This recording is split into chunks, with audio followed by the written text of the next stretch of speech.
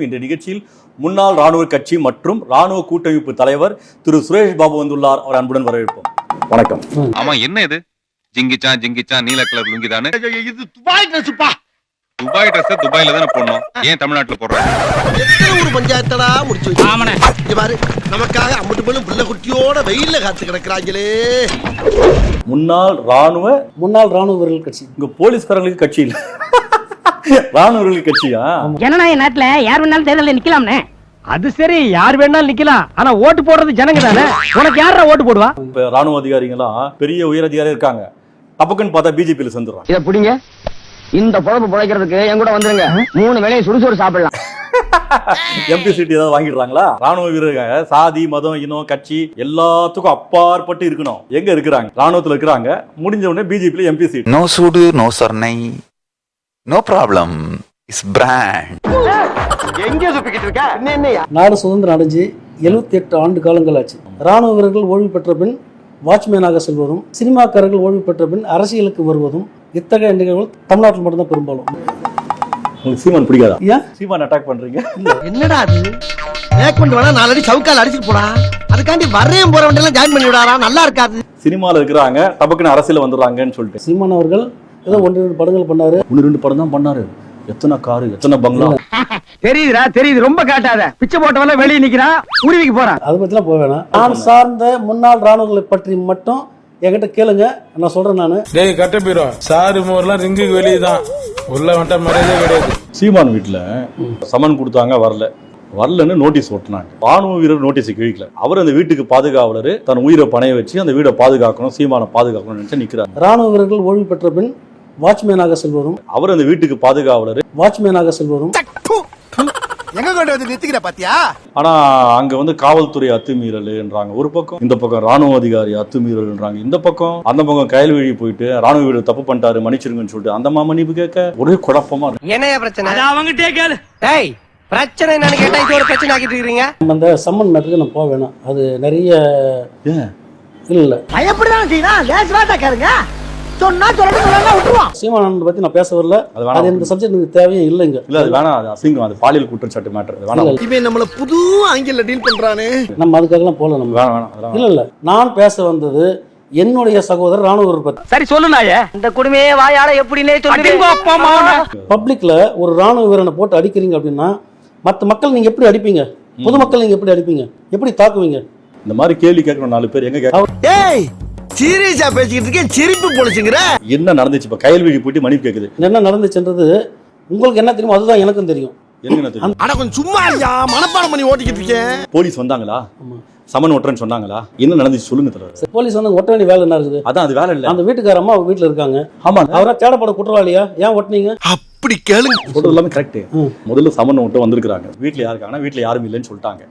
யாரும் இல்லைன்னு சொன்னதுனால யாரு சொன்னாங்க? வீட்டுல யாருன்னு சொன்னது யாரு? உங்க முன்னாள் ராணுவ இல்ல சொல்லல. வீட்டுல ஆள் இருந்தாங்க, இவங்க ஒட்டிட்டு போயிட்டாங்க. சரி, ஒட்டிட்டு போட்டோம். சரி, அப்படி கிடையாது. நீங்க ஒட்டிட்டீங்களா? அதோட நீங்க போகணும். நாங்க ஆஜராகலையா? ஆஜராகலாம். அது எதுக்கு உங்களுக்கு பிரச்சனை? அது விட்டுருங்க. அது நீங்க தான் கட்சிக்கார மாதிரி பேசுங்க. நான் தான் பேச முடியும். அவங்களுக்கு வேற யாரு இருக்கா? அதுல சம்பந்தமே இல்ல. ஒட்டா என்ன கீழ்ச்சானே நமக்கு தேவையில்ல. நம்ம ஜவான் ஏன் அடிச்சாரு? நான் பொதுமக்களா பேசுறேங்க. நான் ஐயோ அது வேட்டம். ஜவான் அடிச்சத பத்தி நான் பேசுறேன். என்னங்க பேச வரீங்க நீங்க? நீ தள்ளி கிழிச்ச காத்துல தள்ளிக்கிட்டு இருக்க. போஸ்டர் ஏன் கீழ்ச்சாங்க அது சொல்லுங்க எனக்கு. படிச்சாங்க கிழிச்சாங்க, படித்தவனும் கிழிக்கவும். படிச்சாங்க கிழிச்சாங்க. படித்தவுடன் கிழித்து விடணும் போட்டுக்கல. அப்படியே போட்டுருக்கு. படிச்சிட்டல அப்ப கழிச்சு ரைட் விடு. அவ்வளவுதானா? படிச்சாங்க கீழ்ச்சாங்க. எனக்கு கொடுத்துட்டீங்களா நீங்க? ஆதாரத்துல கொடுத்தது ஆதாரங்கள் அதோட முடிச்சுல கொடுத்தது ஆதாரம். என்னங்க நீங்க இத தெரியாம ஆளுக்காளு பேசிக்கிறாங்க? அறிவு கேட்டவனுங்க எவ்வளவு பெரிய ஒரு விஷயத்தை கேட்டிருக்க, இதுக்கு போய் உதைக்கிறாங்களே. நம்ம படிச்சிட்டோம் கீழ்ச்சிட்டோம். அவ்வளவுதான். அவ்வளவுதான். அது லூசு பாருங்க என்ன சொல்லிருக்குதுன்னு. யாரு? கைல்விழி. அவ்வளவு சொல்லுங்க பாருங்க. வயசுக்குன்னு ஒரு மரியாதை இருக்கு. வயசு பெரிய இல்ல, வயசுக்கெல்லாம் மரியாதை இல்ல, செயலுக்கு தான் மரியாதை இருக்கு. கைல்விழி என்ன சொல்லுது? நான் வந்து கூப்பிட்டு நான் படிக்கணும் கீழ்ச்சி எடுத்துன்னு வாங்கன்னு சொன்னேன்னு சொல்றாங்க. இப்போ நீங்க சொல்றீங்க அவங்க படிச்சிட்டாங்க. அவ்வளவுதான். என்ன பேசிக்கிட்டு இருக்கா? கைல்விழி படிக்கலங்க. நீங்க எப்படி சொன்னீங்க படிக்கலன்னு சொல்லி? நான் உங்க பக்கம் தான் பேசுறேன். நீங்க இந்த சந்தேகப்படுறீங்கன்னு நினைக்கிறேன். எப்ப எதுக்கு சைடாவே வா, ஒன்னேலாம் நம்ப முடியாது. தேவலா யூட்டன் போட்டு அங்கேயே வரீங்களா நீங்க? கண்டுபிடிச்சிட்டியா? உலகத்திலேயே 9 நோட்டா இருக்கே. அவங்க கீழ்ச்சாங்களா இல்ல கைல்வழி படிக்கிறதுக்காக எடுத்துட்டு போனாங்களா? படிச்சு அம்மாவுக்கு சொல்லிட்டாங்க. சரிம்மா நீங்க கிழிச்சிருங்க. கிழிச்சுக்கணும் அவங்க கிட்டே கொடுத்தாங்க. ரைட் இப்போ இன்னைக்கு பூரா விட மாட்டான் போல இருக்க. அதாவது அந்த சமனை படிச்சுட்டு இவ்வளவு தெளிவா சொல்லணுமா? ஆமாங்க. குறுக்க பேசாரா என் கோடி குஞ்சு ஓகே கிழிச்சிருங்க. கிழிச்சுக்கணும் மறுபடியும் அங்கேயே தான் கொடுத்துருக்காரு. யார் கிழிச்சுங்க சொன்னாங்க? அம்மா தான் சொல்லியிருக்காங்க. அம்மானா சீமான் அவர்களின் மனைவி. அப்படி சொல்லுங்க. அம்மானா நான் பயந்துட்டேன். சரி, நக்கல்யா அவனுக்கு. கைல்வீழி தான் கிழின்னு சொன்னாங்களா? கைல்வீழ கிழி சொல்லிச்சு. என்ன சொல்லுங்க. இன்னைக்கு என்னெல்லாம் பண்ண போறானோ. இவர் யாரு? அவர் வந்துட்டு டிரைவரோ இல்லை வேற எதுவும் வேலை செய்வாரு. அவரும் காவலர் இல்லையா? அவர் வந்துட்டு வேலை செய்வாரு. முன்னாள் காவலர் சொன்னீங்க கொஞ்சம் முன்ன. உளறிட்டேனா நீங்க கன்ஃபியூஸ் ஆகுறீங்க. நீங்க தெளிவா இருங்க. நான் கன்ஃபியூஸ் ஆயிடுவேன். ஐயோ பாவம் அவரே கன்ஃபியூஸ் ஆயிட்டாரம்மா. வேலை செய்யறது காவலர் சொன்னீங்களா? காவல்லாம் என்ன வேலை செய்யணும்? வேலை செய்யறா வேலை செய்வான். காவல்னா பாதுகாப்பா. 2 வேலையும் பண்ணிக்கிறாரு. நீங்களும் அப்படி நினைச்சீங்க இல்லையா? ஆமா சார். அப்ப நானும் அந்த மாதிரி நினைச்சதுல தப்பு இல்லையே. இல்ல சார். அதனால நான் கிழிக்க சொன்னேன். நான் தான் கிழிக்க சொன்னேன் அவரை. நான் படிக்கிறதுக்காக கிழிக்க சொன்னேன். அவர் கிழிச்சு என்கிட்ட கொண்டு என்ன என்ன சொன்னாங்க? படிக்கிறதுக்காக கிளிக் சொன்னேன். படிக்கிறதுக்காக. பட் கிழிச்சது படிக்க முடியாது. ஒரு விஷயம் என்ன சொன்னாங்க? படிக்கிறதுக்காக கிளிக் சொன்னேன். அவனை மாட்டாடா என் பம்பர கட்ட மண்டே. கிழிக்க சொன்னேன். ஏன் படிக்கிறதுக்காக கிழிக்க சொன்னேன். அவர் கிழிச்சு என்கிட்ட கொண்டு கொடுத்தாரு. இந்த மாதிரி படிச்சாங்க. கரெக்டா? புரியுதா உங்களுக்கு? அது விடுங்க. நம்ம அது விடுங்க. பாயிண்ட் வாங்க தெரியல. கும்பாபிஷேகம் பண்ணணும்னு முடிவு பண்ணிட்டீங்க. அத ஊருக்கு வெளியே வச்சு பண்ணுங்க. கூட்டத்துல வச்சு பண்ணிடாங்கன்னு. ஆமா நம்ம 2 பேருக்கு இதானே ஃபர்ஸ்ட் மீட்டிங். ஏய் மூரா இது டீசன்ட். தம்பி இது கீழ்ச்சி எடுத்து அக்கா படிக்கிறேன்னு சொன்னாங்க. யாரு? அம்மா. இப்ப பாருங்க படிக்கிறதுக்காக கிழிக்கிறாரு. எப்படி கிழிக்கிறாரு? இதுதான் படிக்கிறதுக்காக கிழிக்கிற லட்சணமா? சொல்றேன் சார். அது வந்து ஒரு பன்னாட மொத்த ஐடியாவுல போட்ட ஒரு சின்ன கெட்டப்பு. கைல்வெளி போய் சொல்றாங்க. இதுதான் படிக்கிற கிழிக்கிற லட்சணமா? இருங்க. இந்த மாதிரி கிழிச்சா படிக்க முடியுமா? படிக்க முடியாது. அப்போ கைல்வெளி போய் சொல்றாங்க. அது நீங்க பேசுங்க. அப்புறம் என்ன நீங்க வந்த கைல்வெளி என்ன சொன்னாங்க? தம்பி இது கீழ்ச்சி எடுத்துன்னு வாங்க நான் படிக்கணும்னு சொன்னேன்னு சொன்னாங்க. ஆனா கீழ்ச்சி லட்சணம் எப்படி இருந்துச்சு? படிக்கிற மாதிரி இல்ல. கைல்வெளி போய் சொல்றாங்க. ஒரு பானை சோறுக்கு ஒரு சோறு பதம்னா டோட்டலா கைல்வெளி போய் சொல்றாங்க. பாத்தீங்களாமா முழிக்கிறத. இதுங்கெல்லாம் ஃப்ராடு. காவல்துறை அதிகாரி வரும்போது காவல்துறை அதிகாரி பின்னாடி போயிட்டு ராணுவ வீரர் தப்பு செஞ்சிட்டாரு மன்னிச்சிருங்க பகிரங்கமா மன்னிப்பு கேட்டது கைல்வெளி. கைல்வெளி தான் சொல்லுது ராணுவ வீரர் தவறு பண்ணிட்டாரு குற்றவாளி சொல்லுது போலீஸ்காரங்க இல்ல கைல்வெளி. எப்படி காப்பு விடாம அடிக்கிற? இப்ப நான் மன்னிப்பு கேட்டாங்களே அதுக்காக வரேன். நான் இவங்களை வண்டியில் ஏத்திட்டாங்க. வண்டியில் ஒன்று ஏத்துறாங்க அடிச்சிட்டாங்க. வண்டியில் ஏத்திட்டாங்க. அப்புறம் தான் அந்த அம்மா வெளியே வந்தாங்க. என்னங்க நீங்க இப்படி பேசுறீங்க? நீங்களும் போய் சொல்றீங்க. மகனே ஆதாரம் இல்லாம நான் போய் சொல்லுவேனா? உன்னை பத்தி எனக்கு தெரியுமே. நீ ஆதாரம் வச்சு தானே போய் சொல்லுவ. கைல்வெளி இல்லன்னு கைல்வெளி அங்கதான் நிக்கிறாங்க. எங்க இருக்காங்க? இந்த கதவு பின்னாடி கைல்வெளி நிக்கிறாங்களா? நிக்கிறாங்க. அப்புறம் ஏன்டா? ஏன் போடா போய் தொலைங்களேன்டா. இப்ப நீங்க என்ன சொன்னீங்க? கைல்வெளி அங்க இல்லவே இல்ல கீழ்ச்சி எடுத்துன்னு சொன்னாங்கன்னு சொன்னீங்க. நான் சொல்லல. மகனே செருப்ப காட்டி பிய அடிச்சு போடுவேன். இப்ப நான் மன்னிப்பு கேட்டாங்களே அதுக்காக வரேன். நான் இவங்களை வண்டியில் ஏத்திட்டாங்க. வண்டியில் ஒன்று ஏத்துறாங்க அடிச்சிட்டாங்க. வண்டியில் ஏத்திட்டாங்க. அப்புறம் தான் அந்த அம்மா வெளியே வந்தாங்க. என்னங்க நீங்க இப்படி பேசுறீங்க? நீங்களும் போய் சொல்றீங்க. சிக்கிட்ட திருச்ச வெடி சாக வேண்டியதான். அவங்களே படிச்சிட்டு கிழிச்சா அவங்க தான் படிக்கணும். அவங்க தான் கிழிக்கணுமா? ரோட்ல போற நாய் வந்து அது அவங்க கிட்ட கேளுங்க. அவங்க கிழிக்க சொன்னாங்களா? கிழிச்சோம் அவ்வளவுதான். அப்படி எல்லாம் நீங்க படிங்க படிக்காத போங்க. நான் எப்படி வேணா கிழிக்க பண்ணுவேன். கைல்வெளி போய் சொல்றாங்களே அது நீங்க ஆமா. அச்சச்சோ உளர ஆரம்பிச்சிட்டனே. நாய் காட்டி கொடுக்காட்டாலும் நீ வாய் காட்டி கொடுத்துட்டு. என் தம்பி ஏன் அடிச்சீங்க? அதான் மாட்டி கேளுங்க. ஜீப்பை நிக்க வச்சு கதவை அப்படி எட்டி உதைச்சு அப்படியே தள்ளி திறந்துட்டு அப்படியே போயிட்டு ராணுவ தூக்கி அப்படியே வண்டியில போட்டு போனாங்களா? கதவு தட்டினாங்க. நம்மால திறந்தாரு. திறந்து போறாங்க. தள்ளினாங்க. அடிச்சாங்க. தள்ளாங்களா? ஆமா. ஏன் தள்ளாங்க? இவளுக்கு பேட்டியை முடிக்கிறக்குள்ள என் வேட்டியை உரி உள்ள இருக்க போட்டி எடுத்தாலும் எடுப்பாங்க இருக்கு. ராணுவ அதிகாரிக்கும் காவல்துறை உயர் அதிகாரிக்கும் எந்த பிரச்சனையும் என்ன சொல்ல வரீங்க? காவல்துறை அதிகாரிக்கு இவர் முன்னாள் ராணுவ வீரரா அதெல்லாம் தெரியாது. நல்லா புரிஞ்சுங்க. இவர் பேரு கூட காவல்துறை அதிகாரிக்கு தெரியாது. இன்ஸ்பெக்டர் தெரியாது. அவர் வராரு. வந்தவொன்னு என்ன பண்றாரு? அது கிழிச்சிருக்காங்க. பார்த்தவொன்னு கோவம் வந்துச்சு. தட்டுறாரு. கதவு திறக்கிறாரு. பேசுறாரு. இவர் கதவு மூடுறாரு. இவர் தள்ளிட்டு உள்ள வராரு.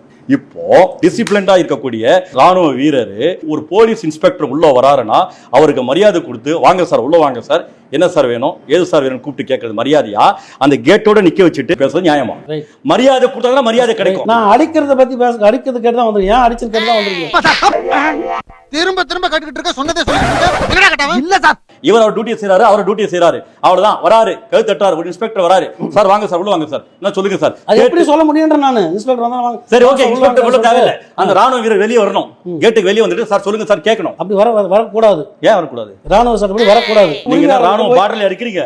கிறுக்கு பல சிட்டா பேசுறாங்க. சிட்டா இன்ஸ்பெக்டர் திறந்து விட்டுறணும். ஏன் சுடணும்? அவர்ட்ட ஐடி கார்டு கேட்க கூடாது. நீங்க தேவையில்ல. யூனிஃபார்ம் யார் பண்ண முடியுமா? என்னங்க ராணுவ வீரர் ஒரு இன்ஸ்பெக்டர் பார்த்தா இன்ஸ்பெக்டர் இல்லையா திருடன் தெரியாது? வடபழனி கோடம்பாக்கம் வடசலாக்கு போங்க. ஏங்க ராணுவ வீரனுக்கு நல்லவன் யாரு கெட்டவன் தெரியாது? அது எப்படிங்க தெரியும்? அவ்வளவு வீக்கா? முகத்தையும் உடம்பையும் முறப்பா வச்சிருக்க, கால கடகடன் ஆடுது, பில்டிங் ஸ்ட்ராங்கு, பேஸ் மட்டும் கொஞ்சம் வீக். பார்த்தோன்னே கண்டுபிடிச்சீங்க பண்ணீங்களா நீங்க? எஸ், தமிழ்நாடு போலீஸ் கேளுங்க. திருடன் பார்த்தோன்னே கண்டுபிடிச்சீங்க பாருங்க நீங்க. என்ன பேசுறீங்க நீங்க? ராணுவ வீரன் தெரியாது, திருடன் யார் நல்லவன் யார் தெரியாது? சாதாரண வாட்ச்மேனுக்கு தெரியுது வரவன் திருடனா நல்லவனான்னு. யாருக்கு ட்ரைனிங் கொடுத்தது அவருக்கு? இவர் சிரி போலீஸ், நான் சொல்றது சீரியஸான போலீஸ். ராணுவத்துல ராணுவ அதிகாரி வந்தாலுமே வெரிஃபிகேஷன் பண்ணாங்க. இப்போ நீங்க ராணுவத்துல இல்ல, ராணுவ அதிகாரி இல்ல, ஒரு அரசியல்வாதி காவலாக இருக்கிறீங்க. சும்மா ராணுவம் பேசாதீங்க. டேய், கூர்க்கான்னா கூர்க்கா வேலை மட்டும் பாருங்கடா, ரொம்ப ஓவரா கிளறாதீங்க. ஒரு காவலரா இருக்கிறீங்க, இங்க காவல்துறை உயர் அதிகாரி வராரு, யூனிஃபார்ம்ல வராரு, யார் யார் கிழிச்சது கேட்கறாரு, உள்ள வராரு, அவரை கதவு வந்து உள்ள கூப்பிட்டு உட்கார வச்சு, சார் என்ன சார் மேட்டர், அம்மாவை கூப்பிட சொல்லிக்கணும். கதவு நிக்க வச்சு பேசக்கூடாது. அவன் ரோட்ல போறவரா, மக்களுக்கு சேவை செய்யக்கூடிய ஒரு அதிகாரி அவரு. அது எப்படி நீங்க சொல்றீங்க அவர் போலீஸ் தான் சொல்லிட்டு? என்னடா முட்டாத்தனமா பேசிக்கிட்டு இருக்க முட்டா பயல? ஏன்னா இன்ஸ்பெக்டர் கதவு தர சொல்றது யாருக்கு அதிகாரம் கிடையாது. திருட அக்யூஸ்ட் வீட்ல வந்துட்டு கழுத்து பர்மிஷன் கேட்டு உள்ள வர முடியாதுங்க. எப்படி அக்யூஸ்ட் மரியாதை மரியாதை உனக்கு என்னடா மரியாதை? பாருங்க, அத பத்தி என்கிட்ட பேச வேணாம். அந்த வீடு ஒரு பாலியல் குற்றவாளி வீடு, புரியுதுங்களா? காவல்துறைக்கு ஒரு குற்றவாளி பிடிக்கும் போது அப்படிதான் வருவாங்க. ஏன்னா தேசப்பிதாவா சீமான் இன்சல்ட் ரொம்ப கேவலப்பட்டது. இந்த பாருங்க, உங்களுக்கு சீமான் எப்படி வந்து போட்டோம் அது முக்கியம் இல்ல. அந்த போலீஸ்காரோட பார்வையில ஒரு பாலியல் குற்றவாளி ஆஜராகல, அதனால உள்ள போறாரு. குற்றவாளி வீட்டுக்கு பர்மிஷன் கேட்டா போக முடியாது. அப்ப அங்க செக்யூரிட்டியா வைக்க கூடாது. உங்களுக்கு எடுத்துருங்க. அடிச்சு தொலைறேன். எதுக்கு வைக்கிறீங்க நீங்க? ராஜீவ்காந்தி கொலைப்படுது நானும் சீமான் சொல்றான். நீங்க நாட்டை காத்த தேசத்தை காத்த ராணுவ வீரர்கள் போய் பாதுகாக்கலாமா? உள்ளுக்குள்ள உறுத்தல பொறம்போ அப்படின்னு உங்க மனசாட்சி உங்களை பார்த்து கேள்வி கேட்காத மிஸ்டர் பால்சாரதி. என்னங்க நாட்டுடைய பிரதமர் கொன்னன்றா அவன் வீட்டு பாதுகாக்கிறீங்க? போங்க. இந்த கேள்வி பதிலாம் வந்து என்கிட்ட கேட்கறது தேவை கிடையாது. அப்ப நீங்க சொல்றீங்க வலிக்குது. நீ இங்க வந்துட்டு 1000 ரூபாய் ஆட் கொடுக்கறியா? அழுதுருவே. ரிட்டையர் ஆன இவருக்கே உங்களுக்கு இருக்குதுன்னா டியூட்டில இருக்கிற இன்ஸ்பெக்டர் இப்படி இருக்கும். அப்ப கதை தந்து உள்ள போணும். எஸ், இதுதான் உங்க நியாயம். குற்றம் சுமத்தப்பட்ட குற்றவாளி வீட்டுக்கு அப்படிதான் போவாங்க. பர்மிஷன் கேட்டு உங்களோட பர்மிஷன் கேட்டு வருமா? ஓடி போயிட்டானா? என்ன பார்த்தா ரவுடி மாதிரியா இருக்கு தம்பி. சீச்சி, ரஷ்யாக்கு போய் டாக்டர் படிச்சவங்க ரொம்ப டீசென்ட்டா இருக்கீங்க. குற்றம் நிரூபணம் ஆச்சா இல்லையான்னு வந்து முடிவு பண்ண எனக்கு தேவையில்லை. பாலியல் குற்றச்சாட்டு, புரியுதுங்களா? ஒரு பெண் வந்து 15 நிமிஷம் குற்றச்சாட்டு தள்ளுறா, போலீஸ் ஸ்டேஷன்ல கூப்பிடுறாங்க, ஆஜராகி விளக்கம் தரணும். திருடன் தான் ஒழிஞ்சு போவான். அப்ப இவர் விளக்கம் தரல, அப்ப அந்த வீட்டுக்கு எப்படி வருவாங்க? பர்மிஷன் கேட்டு வருவாங்களா? ஐயோ, கொத்தா இருக்க முடிய கூவமாக்கி குழப்பி நாரடிக்கிறியே. அடிச்ச குவாட்டர் வேற அட்ரஸ் இல்லாம போயிட்டடா. நீங்க எப்படிதான் பாதுகாக்கிறீங்க? எந்த பொறுத்திருக்கோ அது பாலியல் குற்றவாளியோட வீடு. நான் இதை பத்தி பேச வரல. இதுக்கு தேவையில்லாதது. இது தேவையில்லாது. இதுக்கு மேலே கைய வச்ச என்னடா பண்ணுவ? உனக்கே சொல்ல போயிடுவாடா. இன்னைக்கு நம்மளோட சப்ஜெக்ட் என்னன்னா, நீங்க தான் டைவர்ட் பண்றீங்க. டேய், உனக்கு வேணும்டா, உனக்கு இது வேணும் இன்ன வேணும். நீ இந்த வண்டியில ஏறன இல்ல, புத்திய செருப்பாலையே அடிக்கறடா. சரிங்க, ஏங்க அடிச்சீங்க? இதெல்லாம் நீ பேசுறீங்க. எங்க அடிச்சாங்க? நீங்க அதோட வீடியோ எடுத்து பாருங்க. அடிக்கல மூஞ்சில குத்தல. அவர் அடிச்சாரு, திருப்பி அடிச்சாங்க. எப்படி பேசினாலும் கேட்டு போறானே. ரைட். உங்க ராணுவ வீரர் அடிக்கல, விடுங்க, போலீஸ்காரர் அடிச்சாரு. அப்ப எது கையில் வழி மன்னிப்பு கேட்டாங்க? அழாதீங்க சார், அழாதீங்க. அது கேளுங்க. அடிக்கும் போது இவர் தாக்கப்படும் போது அவங்க இல்ல, வாகனத்தில் ஏத்தும் போது அவங்க வந்தாங்க. மேல உட்கார்ந்து கண்ணாடியில பாத்துட்டு வீடியோ தெரியுது, பாக்கலன்றீங்க. அந்த வீடியோ நல்லா பாருங்க. அந்த அம்மா ஒளிஞ்சு மேல பாத்துட்டு பாக்கலன்றீங்க. என்னப்பா எதுக்கறதாலும் அடிக்க வந்துட்டே இருக்க நீங்க? ஒரே பண்ணி தவறு பண்ண மட்டும் மன்னிப்பு கேக்குறது வந்து பெருந்தன்மை. அது எதுக்கு மன்னிப்பு கேட்டாங்க? எதுக்கு மன்னிப்பு கேட்டாங்க? சாரிங்க. எதுக்கு சாரி? சாரி சொல்றாங்க. அது எதுக்கு? அவன் அம்மா இவர் என்ன பேசுறாங்க போலீஸ்கார பாத்தீங்க? அது அப்புறங்க சாரி. அந்த அம்மா போலீஸ் என்ன பேசுறாங்களா? சாரி எதுக்கு கேட்டாங்க? அடிய புடிச்சு கழுத புடிச்சு முடுக்குற மாதிரி இல்லடா சிக்கிட்டு. இவன் இருந்து நான் எப்படி தப்பிக்க போறோம்? அப்ப அந்த இடத்துல நடந்ததுனே தெரியாது அந்த அம்மாக்கு. இவர் அடிச்சாரா அவங்க அடிச்சா அந்த அம்மாக்கு தெரியாது. இருக்கலாமோ, நம்மளோட காவலாளி மேல தவறு இருக்கலாமோ. அந்த அம்மா மனசாட்சி உள்ள போய் நீங்க பாத்தீங்களா? இருக்கலாமோ இருக்குமோன்னு அந்த அம்மா கிட்ட பதில் சொல்லணும்ன்ற அவசியமும் நீங்களும் கிடையாது. எப்படி போட்டாலும் அடிக்கிறான்டா. இப்போ கயல்விழி ஏன் மன்னிப்பு கேட்டாங்க? அதாங்க, அவங்க வீட்டுல வேலை செய்யற ஒரு நபர் அவர் வந்து கைது பண்ணி கூட்டிட்டு போறாங்க. அவருடைய மனைவிக்கு பதில் சொல்லக்கூடிய இடத்துல கயல்விழி அம்மா இருக்காங்க. எதுக்கு மன்னிப்பு கேட்டாங்க? அதாங்க, அவங்க அவருடைய மனைவி பிள்ளைகளுக்கு பதில் சொல்லக்கூடிய இடத்துல அந்த வீட்டு எஜமானியமா இருக்காங்க. இருக்கட்டுங்க, எதுக்குங்க மன்னிப்பு கேட்டாங்க? அது அவங்க போய் கேளுங்க. வாங்க 2 பேரும் சேர்ந்து போவோம். யாரங்க சமாளிக்கலாம் பாரு. கயல்விழி மன்னிப்பு கிடையாது தெரியுமா? சார் சாரி சார், மன்னிச்சிருங்க, நாங்க என் காவலர் அத்தி மீறிட்டாரு, கையை தூக்கிட்டாரு, மன்னிச்சிருங்க தான் மன்னிப்பு கேட்டாங்க. பகிரங்கமா, புரியுதுங்களா? கயல்விழி தெளிவா இருந்தாங்க. அவங்க மன்னிப்பு கேட்டாங்க. என்ன சாரின்னு கேட்டு இன்ஸ்பெக்டர் போனாரு, புரியுதுங்களா? ஏன் தம்பி ஏன் அடிச்ச? அது திருப்பி அடிச்சாரு, திருப்பி அடிச்சாங்க. அந்த இன்ஸ்பெக்டருக்கு இவர் ராணுவ வீரர்னு தெரியாது, சரி, காவலர் தான் தெரியும். நீங்க வந்து கருத்தை திணிக்கிறீங்க, ராணுவத்துக்கும் போலீஸுக்கும் பகையை உருவாக்குறீங்க. நீங்க பிரிவினை உருவாக்கல. அந்த இன்ஸ்பெக்டர் ராணுவ வீரர் தெரியாது, தெரியாம தான் பண்ணாரு. ஆனா நீங்க உள்நோக்கத்தை கற்பிக்கிறீங்க. இன்ஸ்பெக்டர் ராணுவ வீரர்களோ ஒரு பிரிவினை ஏற்படுத்தி எதிரியா இருக்கும்னு நினைக்கிறீங்க நீங்க.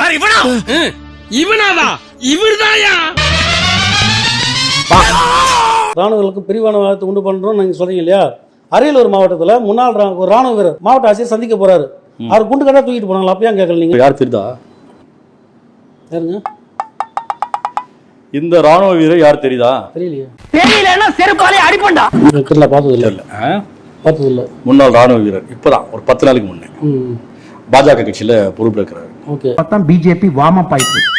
அதான் வாம பாய் என்ன பண்ணிக்கிறாருன்னா, எதிர் வீட்டுல பக்கத்து வீட்டுல ஒரு பொண்ணு குஷன் இருக்கா, உள்ள போயிட்டு ஏறிட்டு வீடியோ பிடிச்சிக்கிறாரு. சரி சரி. வீடியோ பிடிச்சி அந்த வீடியோ வெளியிட்டு மிரட்டிக்கிறாரு. சரி. பாஜக கட்சிக்கிறார். உங்க ராணுவ வீரர் தப்பு பண்ணிக்கிறார், கண்டிப்பா தண்டனை கொடுக்கணும். அந்த கதைலாம் பேசக்கூடாது. இப்ப ஓடி வந்தீங்களே, அப்ப ஓடி போய் செருப்பால் அடிச்சீங்களா அவனை? ஊமையா? மௌன விரதமா? அது வந்து இப்ப கூடுங்க வரேன். இப்ப செருப்பால் அடிச்சீங்களா? ஏன்டா அப்படி பண்ண? நீ ஒரு ராணுவ அதிகாரி, டிசிப்ளின், நாட்டுக்காக மண்டுக்காக நம்ம உழைக்கிறவங்க, நம்ம அப்படி பண்ணலாமான்னு பேசுறோம்ல. இது உங்களுக்கு தான் தெரியும், இது உங்களுக்கு தான் தெரியும். ஊடகங்கள்ல நிறைய வரலையா? பிரேக்கிங் நியூஸ்ங்க எல்லா இடத்துலயுமே. இல்ல வரல. இது ஏதோ காமெடி பீஸ்ரா, ரொம்ப வீக்கா இருக்கு. குழந்தைகளை பாத்காரம் பண்ணிக்கலாம். பார்க்கல, அது காட்டுங்க. பார்க்கலையா? காட்டலையா? நாட்டுல எங்க இருக்கீங்க? இது கட்சி ஆரம்பிச்சீங்களா? ஏங்க கட்சி ஆரம்பிச்சீங்களா? உன் கட்சி ஆரம்பிக்கிறதுக்கு முன்னாலே இவ்வளவு பெரிய ஓட்ட, இது எப்படா நீ அடைக்க போற? ஒரு சில ராணுவ வீரர்கள் அத்துமீறி துப்பாக்கி காட்டி மிரட்டுறது தொடர்ந்து நடந்து கொண்டே இருக்கு. அதனால என்ன சொல்ற, அரசாங்கத்திற்கு என்னுடைய கோரிக்கை என்னன்னா, தயவு செய்து முன்னாள் ராணுவ வீரர்கள்ட்ட நீங்க துப்பாக்கி கொடுக்காதீங்க. தயவு செய்து லைசன்ஸ் ரத்து பண்ணுங்க. 1-2 பரவாயில்ல, தொடர்ந்து நடந்து கொண்டே இருக்கு. இதே விஷயம் தான் இன்னைக்கு சீமான் வீட்லயும் துப்பாக்கி எடுத்து காமிச்சிக்கிறாரு. அதனாலதான் அந்த போலீஸ் காமிச்சு நீங்க பாத்தீங்களா? நீங்க துப்பாக்கி இருக்குதுன்னு சொன்னாரு. மறுபடியும் செருப்பால் அடி வாங்க போறீங்க. ஏன் சொன்னாரு இருக்குதுன்னு? ஏன் சொன்னாரு இருக்குது? துப்பாக்கில ஒரு சேஃப்டி பின் இருக்குது. அந்த சேஃப்டி பின் தவறுதலா பட்டு நானும் கண்ணிச்சிருக்கேன். இந்த கதைலாம் சொல்லாதீங்க. துப்பாக்கி இருக்குல்ல, அது மேட்டரே இல்ல. உங்களை அரெஸ்ட் பண்ண வராங்க, உங்களை வாரனா ஸ்டேஷன்ல போயிட்டு நீங்க நிக்கணும். ஸ்டேஷன் போகும்போது துப்பாக்கி மறைச்சது சட்டப்படி குற்றம். துப்பாக்கி கையை வைக்கிறாரு. துப்பாக்கி காட்டினாரு நீங்க. எல்லாம் ஒண்ணுதான், காட்டுறதுல கை வைக்கிறதுதான்.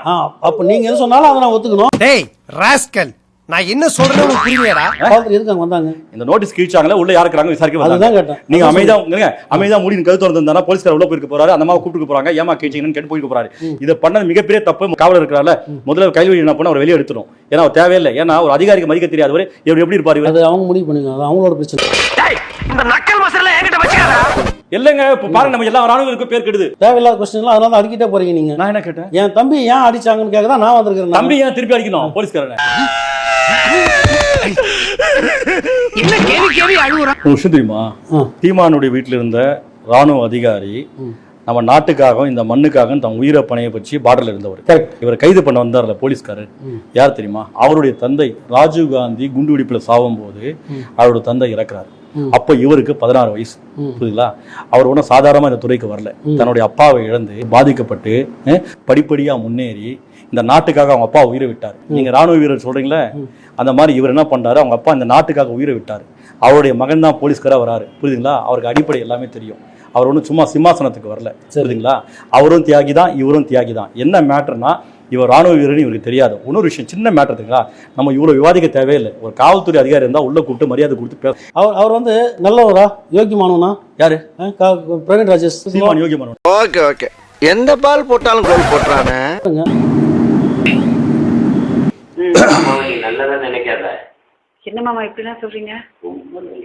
சத்தியமணி தெரியாத மாதிரியே நீங்க 2 பேரும் நடிக்கிறீங்க பாருங்கடா. அதை தாண்டா என்னால தாங்கிக்கவே முடியல. அண்ணா நீங்களா இந்த கேசரி பேண்ட்ல அப்படியே அமிதாப் பச்சன் மாதிரி இருக்கீங்க. நானே நம்பிட்டேன். தவறு யார் பண்ணாலும் அவங்களுக்கு தண்டனை கொடுக்கப்பட வேண்டும். நீங்க யார் தவறுன்னு சொல்லுதுக்கு?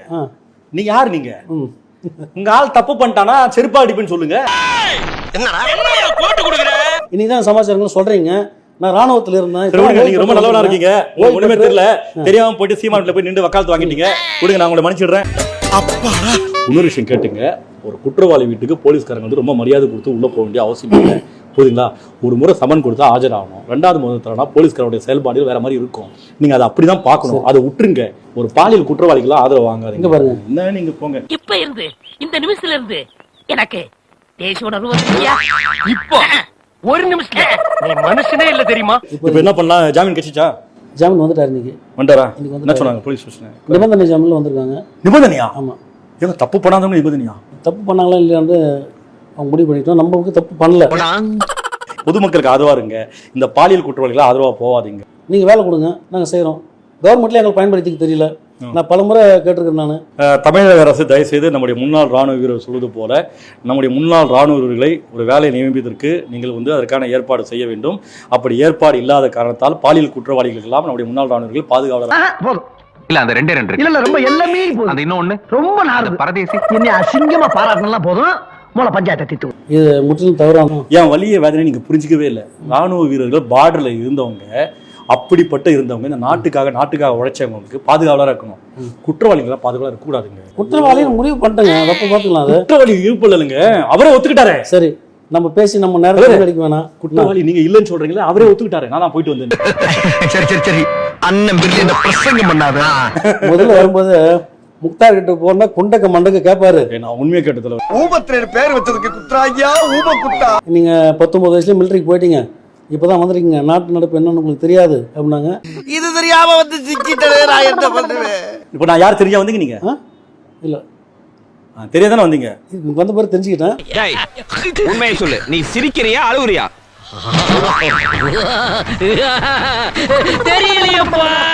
எனக்கு சொன்னாங்க, முக்தாரோட பேட்டியில போனீங்கன்னா இப்படி பேசுவாங்க. நான் அந்த நாளை எதிர்பார்த்து காத்திருந்தேன். இன்னைக்கு வந்து சரியான சந்தர்ப்பம் அமைஞ்சிச்சு. அதுல ரொம்ப மட்டற்ற மகிழ்ச்சி உங்களோட சந்திச்சு. எனக்கு ரொம்ப சந்தோஷம் தலைவரே. இந்த குற்றவாளி, பாலியல் குற்றவாளி பத்தி எல்லாம் பேசாதீங்க, நம்மளை பத்தி பேசலான்னு. ரியலி ஒரு கிரேட். நீங்களே அந்த அசிங்கத்தை பேசக்கூடாதுன்னு நினைக்க பாத்தீங்களா? Really great. வாஜி வாஜி வாஜி என் பேக்கு தேஞ்சு போச்சு. ஏன்பா இப்படி வந்து அடி வாங்குற? என்னையா பண்றது, நான் யதார்த்தமா தாயா பேசுறேன். உங்க ஆளுங்க அதுக்கு வேற வேற அர்த்தம் கண்டுபிடிச்சு என்னை அடிக்கிறாருங்க. ஸ்டார்ட் பண்ணு.